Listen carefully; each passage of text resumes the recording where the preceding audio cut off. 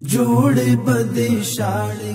مینرالونو د ملي پالیسۍ مسوده تایید شوه. د ریاست الوزرا اقتصادي مرستیال محترم ملا عبدالغني برادر اخوند په مشرۍ د اقتصادي کمیسیون نوبتي غونډه نن د روان 1404 مریض کال د سنبلې میاشتې په 2 نیټه په مرمرین ماڼۍ کې ترسره شوه. غونډې ته د قانون او پټرولیم وزارت د لوري د مینرالونو د ملي پالیسۍ مسوده د بحث لپاره وړاندې شوه. د اقتصادي کمیسیون له لوري تر هر اړخیزې ارزونې وروسته د مینرالونو د ملي پالیسۍ مسوده تایید شوه. د دې پالیسۍ موخې په معیاري توګه د کانونو تفحص، اکتشاف او ګټه اخیستنه، د کورنیو او بهرنیو پانګوالو جذب او د کان کیندنې نوې ټکنالوژي او تجهیزاتو واردول، د چاپیریال ساتنې او د کان کیندونکو د روغتیا او خوندیتوب ډاډمنول، په هیواد کې دننه د کاني موادو پروسس ته زمینه برابرول او د کانونو سکتور لپاره د متخصصو او تخنیکی بشري سرچینو روزل او د ظرفیت لوړول دي. د اقتصادي کمیسیون په دې غونډه کې له شبرغان څخه تر دښت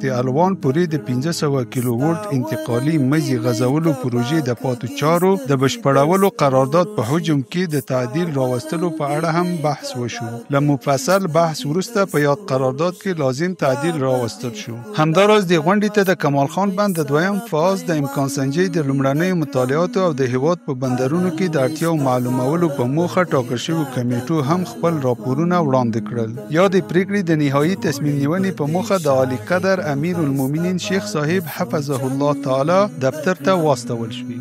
هر المست خاور بدی بیا ټکل خوند کړم